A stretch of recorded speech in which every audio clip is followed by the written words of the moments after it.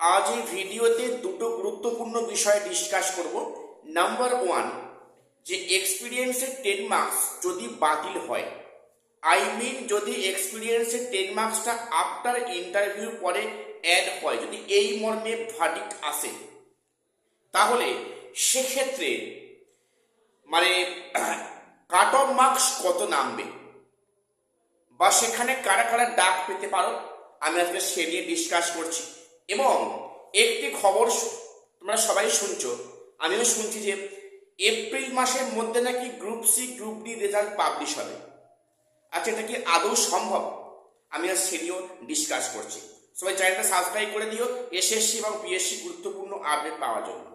আজকে প্রথম বলি যে বিষয়টা, যে গ্রুপ সি গ্রুপ ডি এই যে পরীক্ষার যে এক্সাম যে হয়েছিল, এই রেজাল্ট নাকি প্রকাশিত হবে এপ্রিল মাসের মধ্যে। আমি তারপরে আসছি এক্সপিরিয়েন্সের মার্কস নিয়ে। দেখো, তোমরা জানো গত কয়েকদিন আগে সেখানে গ্রুপ সি গ্রুপ ডির অ্যান্সার কি পাবলিশ করেছে এসএসসি এই ভোট প্রক্রিয়ার মধ্যে। এবং তারপরে যখন আরেকটি ঘটনা ঘটলো, যে যে সমস্ত এসএসসি আধিকারিককে ভোটের কাজে নেওয়া হয়েছিল তাদের প্রত্যেককে ভোটের কাজ থেকে রিলিজ করা হয়েছে। এরপরে একটি কথা হাওয়াতে ভাসছে যে এপ্রিলের মধ্যে নাকি group C group D result publish করবে। এটা সত্যি না মিথ্যা? প্রথম বলি, এটা যেটা আমার মনে হয়েছে এটা কিন্তু সর্বাংশে ভুল বা রং বা ফলস, এটা ফেক নিউজ। দেখো, আজকে এপ্রিল মাসের 5 তারিখ এবং আগামী মাত্র কয়েকদিন ওয়ার্কিং ডে আছে, তারপরে 23 এবং 29 এপ্রিল রাজ্যে ভোট আছে, নির্বাচন আছে। তো সেখানে তার আগে নিশ্চয়ই এই পরীক্ষার রেজাল্ট পাবলিশ হওয়ার চান্স মনে হয় না আছে বলে। আমি জানি না তোমাদের কি মনে হচ্ছে। অর্থাৎ এই এপ্রিল মাসের মধ্যে যে group C group D result publish করবে, এই যেখানে কয়েকদিন আগে অ্যান্সার প্রকাশ করলো, তো সেখানে এই যে এপ্রিলের মধ্যে রেজাল্ট পাবলিশ করবে বিষয়টা কিন্তু আমি অন্তত মানতে পারলাম না। অনেকে বলছে, অনেক ইউটিউব চ্যানেল বলছে, এরপরে ফেসবুকে হোয়াটসঅ্যাপে ঘুরছে খবরটা। তো এপ্রিল মাসের মধ্যে group C group D result যদি পাবলিশ হয় খুব ভালো, তাহলে কিন্তু খুবই অবাক করার বিষয়। অনেকে বলছে যে হবে, কারণ না সেখানে বলছে যে যেহেতু আধিকারিকদের ভোটের কাজ রিলিজ করা হয়েছে। দেখো, রিলিজ করা হলেও কিন্তু এই প্রক্রিয়াটা ডিলে করাবে কমিশন, জাস্ট লাইক 9-10 মধ্যে পরিষ্কার ইঙ্গিত। কাজে এপ্রিলের মধ্যে একেবারে তড়িঘড়ি রেজাল্ট দেবে এটা কিন্তু আমার মনে হচ্ছে না, সেটা সময় লাগবে। এরপরে আসি অভিজ্ঞতার মার্কস বা এক্সপিরিয়েন্স 10 মার্কস বাতিল হবে।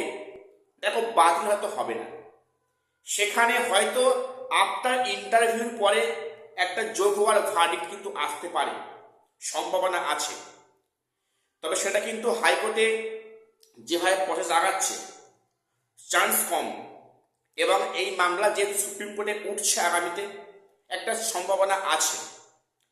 তাহলে এক্সপিরিয়েন্সের 10 মার্কস নিয়ে কিন্তু একটা যদি ভার্ডিক্ট আসে যে আফটার ইন্টারভিউ, তাহলে যে প্যানেলটা বেরিয়েছে এখানে তো রীতিমতো বদল আসবে।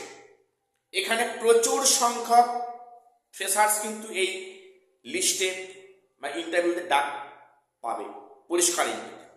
এবং যারা এমপ্যানেল হয়েছে একাদশ দ্বাদশে, তাহলে তো অনেকের ছিটকে বেরিয়ে যাবে, সেখানে অনেকে ফ্রেশার্স ডাক পাবে, এটা পরিষ্কার ইঙ্গিত।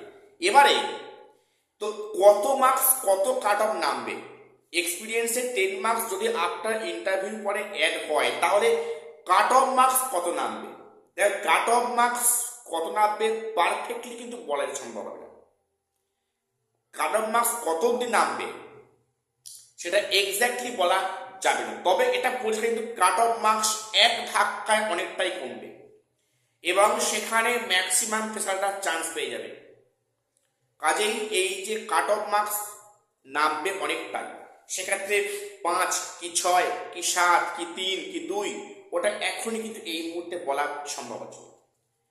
তবে এক ধাক্কায় অনেকটাই কাট অফ নামবে এবং এটা হলে কিন্তু গোটা প্রক্রিয়াটা পুরো উল্টে যাবে। সেখানে প্রচুর সংখ্যক ফ্রেশার্স কিন্তু ডাক পাবে, কি 11-12 আর কি 9-10। সেখানে 11-12 প্রসেস প্রায় শেষের পথে।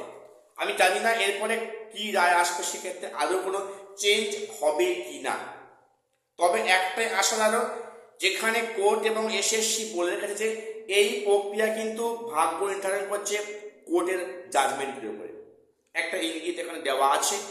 কাজেই এখান থেকে একটা কিন্তু আশার আলো দেখছে ফ্রেশার্সরা, অর্থাৎ এখানে এক্সপিরিয়েন্সের 10 মার্কস কিন্তু আফটার ইন্টারভিউর পরে, মানে আফটার ইন্টারভিউ হবে, এই চান্সটা কিন্তু অনেকটাই রয়েছে বা আছে বলে অন্তত আমার মনে হচ্ছে। যাই হোক, এটুকু আপডেট দেওয়া ছিল।